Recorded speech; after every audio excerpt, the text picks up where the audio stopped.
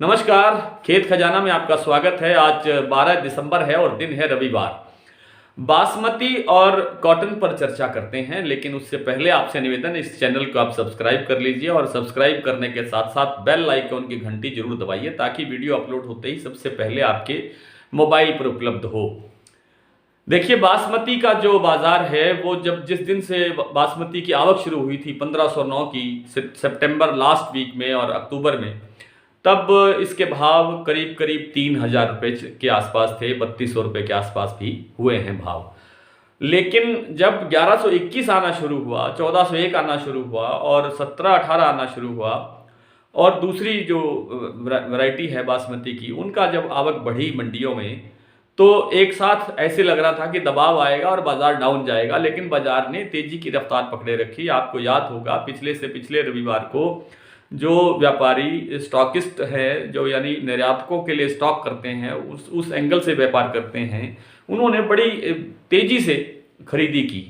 तो ट्रेडिशनल बासमती का भाव पिछले से पिछले रविवार 15 दिन पहले ट्रेडिशनल बासमती जो पिहोवा, त्रावड़ी, कुरुक्षेत्र इस इलाके में होती है, उसका भाव 4400 रुपये के स्तर पे पहुंच गया और जो 1121 का भाव है वो 4000 को क्रॉस कर गया।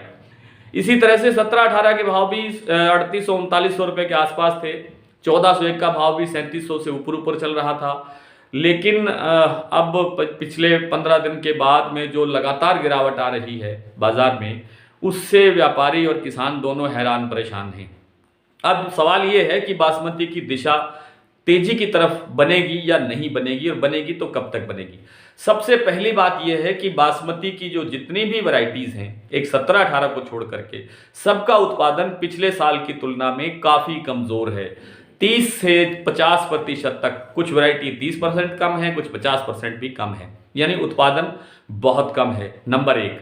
दूसरा ये कि भारत हर साल 44 लाख के आसपास, 44 लाख टन के आसपास बासमती चावल का निर्यात करता है, जो एक रूटीन चल रहा है, कई वर्षों से चल रहा है।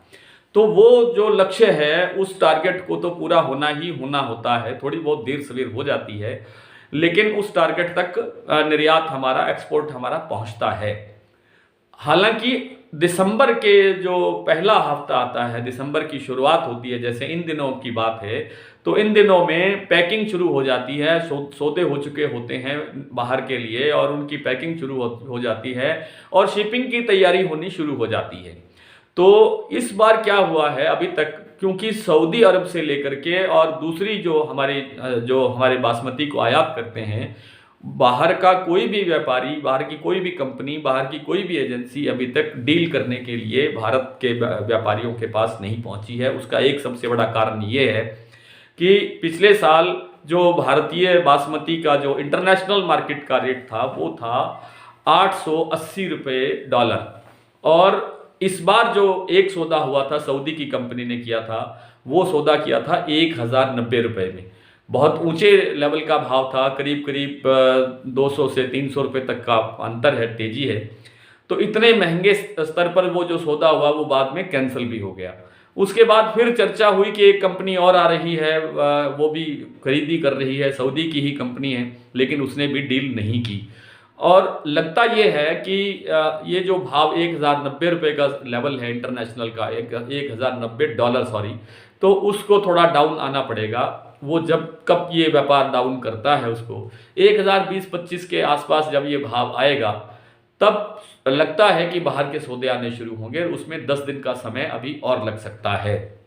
तो 10 दिन के बाद में या 12 दिन के बाद में या 15 दिन के अंदर ये डीलिंग्स शुरू होंगी, क्योंकि व्यापार में तो होना ही है, चावल ने बाहर जाना ही है। बासमती के जो निर्यात होता है, जो लक्ष्य है हमारा, उसको पूर्ति करनी है। थोड़ा देर सवेर हो सकती है, तो भाव उसके बाद ही सुधरने की संभावना है। दूसरा सबसे बड़ा कारण भाव में गिरावट आने का ये है कि एनसीआर की 14 जिलों की 400 से ज़्यादा जो मिलें हैं, राइस मिलें हैं, वे बंद पड़ी हैं, लगभग बंद पड़ी हैं, क्योंकि 8 घंटे चलाने की अनुमति है, 5 दिन सप्ताह में चलाने की अनुमति है, पोल्यूशन बोर्ड का ये नियम है।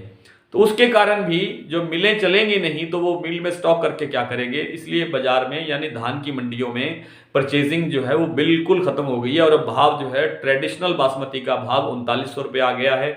1121 का भाव 3700 रुपये 3800 रुपये के आसपास आ गया है।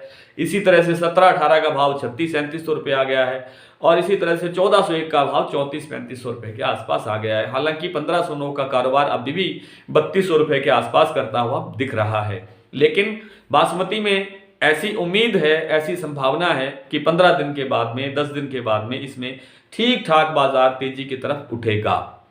बात करते हैं कॉटन की, तो कॉटन बाजार इस बार इंटरनेशनल मार्केट में थोड़ा सा डाउन चल रहा है। इंटरनेशनल मार्केट का जो व्यापार है वो थोड़ा डाउन है, क्योंकि जो नया कोरोना आया है, ओमिक्रॉन करके जो वेरिएंट आया है नया, उसके कारण कई देशों में ये बीमारी, ये कोरोना फैल रहा है और उसके कारण बाजार की दिशा नहीं बन रही है। इसके चलते बाजार में अभी थोड़ी सी गिरावट है। थोड़ी सी गिरावट कहना ठीक नहीं होगा, क्योंकि गिरावट जो है वो 1000 रुपये से 1500 रुपये तक हो चुकी है हाजिर मंडियों में। चाहे पंजाब राजस्थान की बात करो आप, चाहे आप बात करो गुजरात की मंडियों की या महाराष्ट्र की मंडियों की या मध्य प्रदेश की मंडियों की। लेकिन ये बाजार उठेगा अभी, क्योंकि फिलहाल आवकें बहुत स्पीड से बढ़ी हैं, आवक मंडियों में बहुत तेजी से बढ़ रही हैं। अब तक करीब 90 लाख जो गांठें हैं कपास की, उसकी आवक हो चुकी है। कुल आवक इस बार 300 लाख गांठ के आसपास रहने की संभावना है या इससे कम हो सकती है।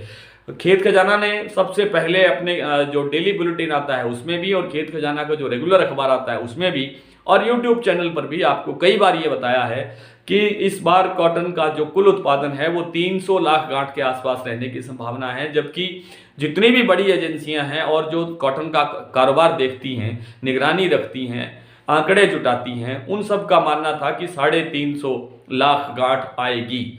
जबकि पहले ही अनुमान लगा लिया गया था खेत खजाना की टीम ने कि ये जो उत्पादन का अनुमान है ये गलत है और 300 लाख गांठ से उत्पादन बढ़ेगा नहीं। इसलिए अभी थोड़ा आवकों का प्रेशर है। आवकें जैसे ही कमज़ोर होंगी अगले महीने यानी जनवरी में, नए साल के अंदर आवकें बिल्कुल कमज़ोर हो जाएंगी और उसके बाद में भाव में तेज़ी आएगी, निश्चित रूप से आएगी, ऐसा समझा जाता है, ऐसी हमारी भावना है, ऐसा लगता है।